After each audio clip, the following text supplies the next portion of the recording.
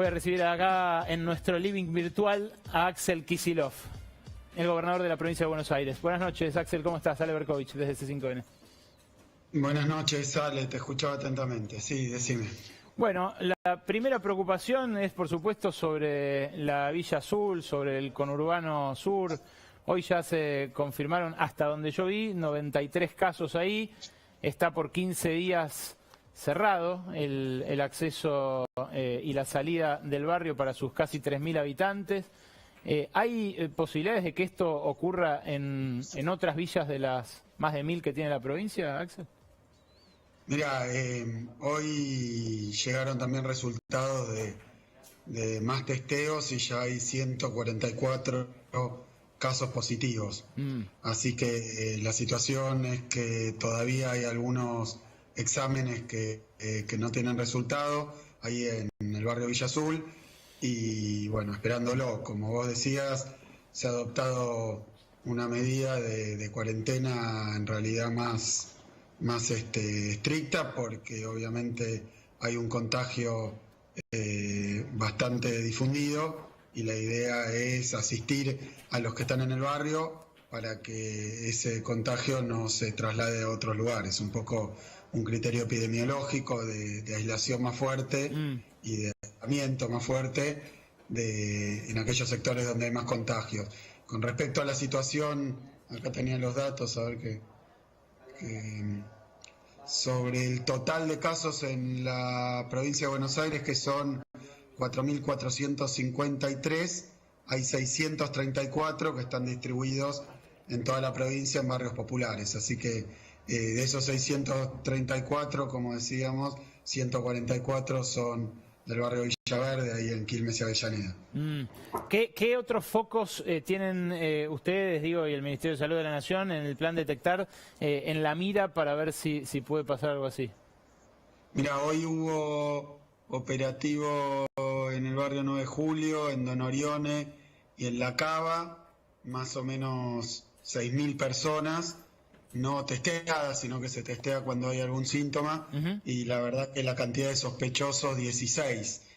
De los testeos, que es que si uno testeara a todos, tampoco tiene certeza de que hay mucho falso negativo, porque cuando hay o incubación o no hay síntomas, la verdad que el test no da positivo en muchos casos, entonces habría que testear todo el tiempo a todo el mundo, ¿no? Pero la pregunta es, ¿están ustedes pensando en esta medida extrema para otros barrios? Porque esta es lo más... Hoy no hay ningún otro barrio, como te decía, 640, nosotros tenemos prácticamente, dicen los números, cerca de 2 millones de personas viviendo en barrios humildes, de diferentes características. Por ejemplo, ahí en Villaverde vos tenés una parte de la de Avellaneda que fue urbanizada y la parte de Quilmes que no. Entonces son situaciones muy distintas, pero no, hoy no hay ninguna otra situación por el estilo. Hoy te preguntaron y vos dijiste que si hubiera un brote en un edificio o en un barrio cerrado o en un country también lo cerrarías. ¿Cómo harías? Porque seguramente sacarían amparos, llamarían a la televisión, habría alguna clase de resistencia, intuyo. No, supongo a nadie le gusta el aislamiento que venimos teniendo desde hace ya 2 meses, que en algunos casos es muy estricto. Desde el principio fue una cuarentena muy estricta, con solo salidas de compra muy cerquita, o sea, la mayoría de la ciudadanía está encerrada en su casa hace mucho tiempo, con el objetivo cumplido de que el crecimiento fuerte de los casos no ocurriera ni bien llegar a los primeros casos a la Argentina. La verdad que en eso hemos tenido un resultado muy bueno. Vos comparabas recién con Chile, pero con Brasil, con otros países, sin evaluar su política, solo los hechos. Lo que tenemos es que el contagio fue más lento, al principio muy lento, y bueno, ahora estamos en una fase de aceleración, por eso también hacer más rígida la cuarentena en general. En el caso de lo que recomiendan... Uy, ¿se congeló? ¿Lo que recomiendan? Ahí perdimos la conexión, estamos reconectando avatares de la cuarentena y de las entrevistas a la distancia. Estamos, por supuesto, retomando. Noé, adelante. Estaba justamente para darle paso a Noelia Barral Grijera para que le haga la primera pregunta al gobernador. Ahí reconectó. Axel, está también Noelia Barral Grijera aquí. Adelante, Noé, buenas noches. Muy buenas noches, gobernador. Quería consultarle, en el marco de este brote que estamos viendo, que está muy fuerte en la ciudad de Buenos Aires, pero que también está impactando en el conurbano, dos cosas. Número uno, si lo satisface la marcha atrás que dio Horacio Rodríguez Larreta con el cierre de algunos comercios en la ciudad. Y número dos, si el sistema sanitario de la provincia de Buenos Aires está preparado para lo que se viene. Bueno, yo el otro día lo decía como si se pudiera expresar la política sanitaria con dos reglas muy simples. La primera es que si los casos crecen, flexibilizar no tiene sentido. Porque cuando están creciendo los casos, el problema que hay, lo veía recién ahí en C5N, en Chile, que hablaban de las últimas camas, una médica, la verdad que les recomiendo a todos verlo, simplemente para tomar conciencia de la dimensión y el problema que genera el coronavirus, y empiezan a sucederse los casos y en todos lados al mismo tiempo. No hay sistema sanitario que aguante. Obviamente hay algunos más preparados, los de los países europeos, centrales, que también se vieron desbordados. Conclusión, si están creciendo los casos, no sé si satisfacción o no, la regla que es clara y me parece de sentido común es que si hay más casos, conviene aislar más, que es la única vacuna que tenemos para impedir que eso siga pasando. En segundo lugar, que si en un lugar hay más casos, lo decía antes, y en otro menos, lo que no conviene de ninguna manera es permitir la circulación y el entrecruzamiento viral entre esos dos lugares. Así que bueno, esos son los dos criterios, me parece bastante sencillos, que se están aplicando. Por eso yo creo que en la ciudad de Buenos Aires la decisión que se tomó es que están en una sección empinada de la curva, es el lugar con más contagios. La ciudad de Buenos Aires hay 3 millones, en el conurbano 7 millones, pero hoy en la ciudad, porque es donde empezó, hay contagios, no es una cuestión de comparar, entonces me parece lógico, razonable que se tomen las mismas medidas coordinadas con la provincia. Eso me parece que está muy bien, lo compartimos con Larreta. Y en segundo lugar, que si hay más casos, no flexibilizar, sino, por decirlo así, hacer más estricto. Y en tercer lugar, que es lo que estamos estableciendo para el transporte, no permitir el intercambio viral. En cuanto a la estructura de la ciudad, de la provincia de Buenos Aires, duplicamos la cantidad de camas. En este momento, camas públicas en el sistema de la provincia de Buenos Aires alcanzan cerca de 1.800, había cerca de 900 cuando nosotros empezamos con la situación de pandemia, así que se duplicó prácticamente con un esfuerzo enorme. Eso nos va a permitir asistir a muchísima más gente en condiciones de salud complejas, pero bueno, si empieza, como ha ocurrido en Estados Unidos, hubo 100.000 muertos. Sí, sí. Y perdón, ¿y qué porcentaje hay de ocupación de esas 1.800 camas, Kicillof? Era muy bajito. Hoy en cuidados intensivos hay 73 y con asistencia respiratoria 23 del sistema público. Después también en paralelo está el sistema privado en la provincia, que tiene otros casos y otra capacidad. ¿Y cuánto está? ¿Lo tenés también? ¿En cuánto está? ¿En camas y en...? Sí, no, acá enfrente mío. A ver si me esperas un segundo. Sí. Tenemos un sistema en tiempo real. Claro, porque hay como un comando unificado y es lógico, ¿no? Que lo haya. Con lo público y lo privado, sí, hay un sistema único. Yo hoy me preguntaba si en las provincias donde ya está flexibilizada la cuarentena y ya se hacen ciertas actividades, no hay circulación comunitaria, no hay tantos casos, si de repente acá se produce lo de Chile, ¿hay posibilidad de un arbitraje de que vengan respiradores de las provincias o de que mandemos, me imagino que mandar enfermos en aviones sanitarios a provincias donde no los hay no sería una buena idea, pero ¿está pensado eso?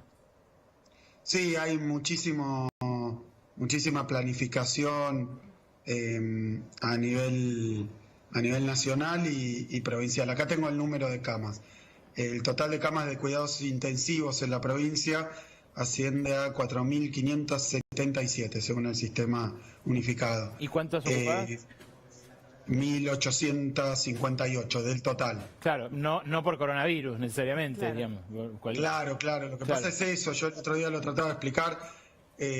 eso que lo que está ocurriendo también es que otras afecciones respiratorias comunes de esta época, bronquiolitis o neumonía, han bajado mucho la incidencia porque hay menos porque la gente se lava más las manos, porque está también, es decir, la cuarentena también tiene un efecto sobre otras enfermedades que son habituales de la época, pero, decía el otro día, falta todavía para el invierno, que es cuando hay más ocupación de las camas de cuidados intensivos y del sistema sanitario, así que van a probablemente confluir las dos cuestiones. No sabemos todavía cuál va a ser la incidencia. En el Consejo, digamos, de expertos de la provincia veían que después, por ejemplo, de la gripe A, cuando ocurrió, hubo una costumbre más asidua del lavado de manos, etcétera, y eso generó una baja en la cantidad de infecciones que la influenza, la gripe común, la verdad que uno no se anda cuidando como con el coronavirus, pero contagia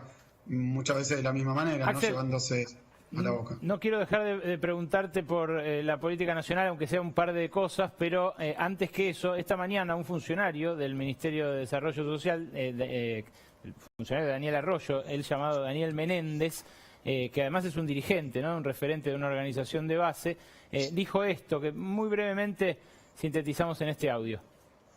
Me parece que es un error en la forma en que se encara.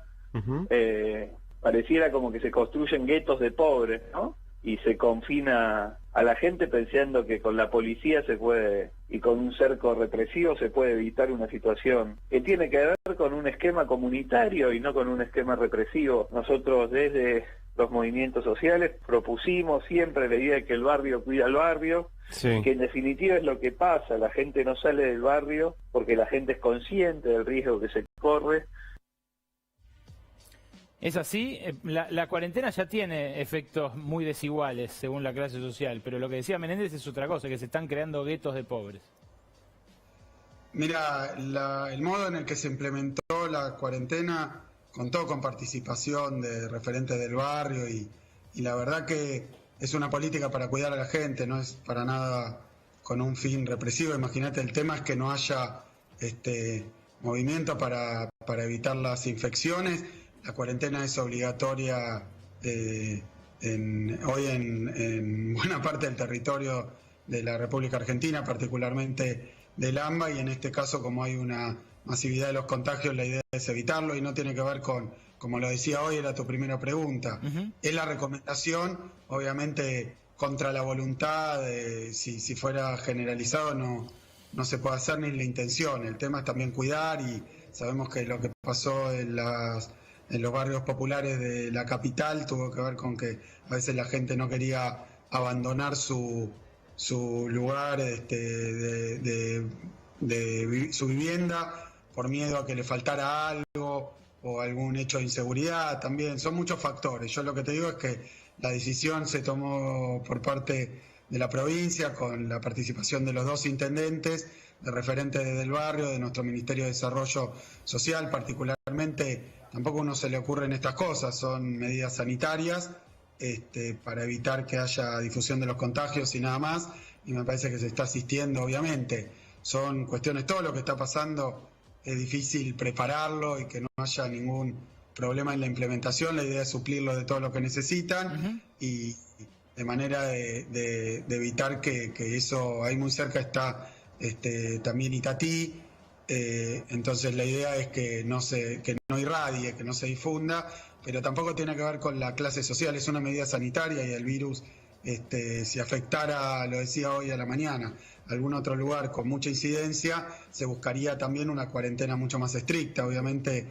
lo que vos me decías, creo que cuando se cortó tiene que ver con diferentes predisposiciones, pero la verdad que a mí, recorriendo todos los barrios populares en los que estuve en la provincia de Buenos Aires, vi mucha intención y mucha precaución y mucha conciencia de que es un riesgo para todos y de que el sistema de salud o las condiciones particulares a veces no son las más favorables. Obviamente uno trata de cuidar.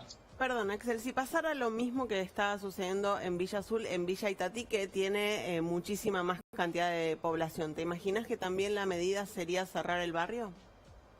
En cada caso se van a tomar medidas particulares. La verdad que depende de muchos factores, en este caso también de la dimensión, de la capacidad de atención. También uno se pregunta si pasar en varios lugares al mismo tiempo. Claro. Lo óptimo es hacer un aislamiento muy estricto para evitar que hoy creo que de 82 testeos, 31 dieron positivo en el barrio, o sea que evidentemente ha habido mucho contagio.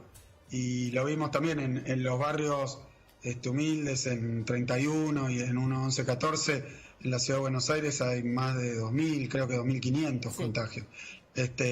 Bueno, el tema es cuidarlos. Afortunadamente, la gran mayoría está o con síntomas leves o muy poquitos síntomas, entonces también se buscaron medidas también de cuidado y de respeto bueno, y de atención, ¿no? Porque es sanitario también. Sí, claro. Pensar que estamos hablando, Ale, Noelia, de enfermedad. Está clarísimo, de Axel. situación de enfermedad, que nadie está exento. Hoy lo veía Bernie más temprano diciéndole a una periodista que estaba obviamente en el estudio de televisión con calefacción. Decía Bernie, estamos trabajando día y noche en el barrio con una presencia muy fuerte de organizaciones, de los intendentes, de todos los ministerios. Es una medida multidisciplinaria. Va a ir también el Ministerio de las Mujeres, va a ir gente de salud mental. La idea es hacer un enfoque integral y tratar de que esto se pase lo antes posible y con el menor, con los menores inconvenientes posibles. Axel, se ha suministrado muchísimo alimento. Bueno, es eso, la verdad, la intención es esa, es cuidar. No quiero dejar de preguntarte dos cosas. Una, el sábado a la noche en la conferencia de prensa dijiste que remontaron la situación después de una gestión que había abandonado mucho el sistema de salud. Después hubo respuestas, por ejemplo, al vicejefe de gobierno porteño no le gustó, al jefe de gobierno, que también tiene en este momento una buena relación con ustedes, dijo que María Eugenia Vidal había hecho todo lo que pudo por la provincia. ¿Te arrepentís de haberla mentado? No la nombré, pero lo que no puedo hacer es ocultar la situación en la que estaba el sistema sanitario y no quiero ponerme a hacer la enumeración. Hay un documento presentado hace muchos meses, o por lo menos dos, claro, parece un montón, pero cuando empezó la gestión, que le presentamos a la legislatura con presencia de la oposición, mostrándole la situación real, objetiva, con fotos, documentos del sistema sanitario, el sistema educativo. Bueno, también hicimos una campaña que fue bastante extensa explicando esto y ya este debate ya se dio. Lo que pasa es que no se puede ocultar porque también si no pareciera que acá estamos en Alemania y que llegamos nosotros y vino la pandemia y qué hacen con esto. Bueno, no es la situación en la que estaba, entonces me marcaron que muchas de las cuestiones eran anteriores y yo nunca lo negué, dije que hay un problema estructural, pero hablé de los últimos años y mi evaluación de los últimos años es tan pública que fui el candidato a gobernador y no tengo por qué ocultarlo. La verdad que tampoco es cargar las tintas ni polemizar en este momento. Tampoco se puede ocultar, no me pueden pedir que lo oculte o que no lo mencione con la situación que tenemos, porque es parte de la situación que tenemos. Clarísimo. La verdad que trabajamos para revertirlo, ¿no? Y creo que hubo apoyo, por lo menos acá, por ejemplo, la legislatura declaró la emergencia sanitaria con el voto unánime, o sea que un diagnóstico no bueno había también de los opositores, pero bueno, no le quiero dar más vuelta porque no tengo tiempo. ¿Se entiende lo que digo? Sí, no tengo tiempo. Tenemos problemas muy graves y una perspectiva complicada para estar discutiendo estas cosas. Es clarísimo, pero como hay matices dentro del oficialismo también, en esa relación valía la pena la pregunta y la respuesta. Y la última tiene que ver con el impuesto a las grandes fortunas, una iniciativa que el otro el gobierno, el nacional, el que controla el Frente de Todos, mencionó al principio de la cuarentena como una alternativa para financiar este gasto extra súper tremendo que tiene el Estado, pero que después pareció haberse quedado empantanado ahí en proyectos nomás. ¿Es una herramienta que vale la pena analizar, que hay que apurar, que hay que poner en marcha ya para solventar tanto gasto del Estado?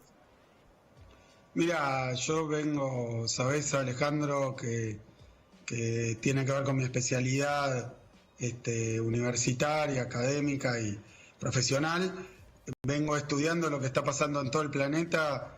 Lo tratan a veces como si fuera una idea argentina, ¿no?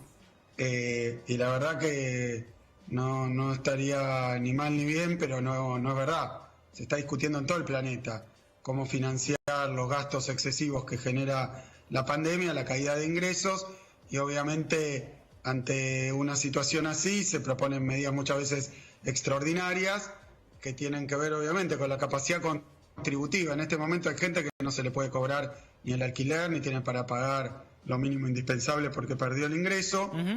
Eso del lado de los ingresos.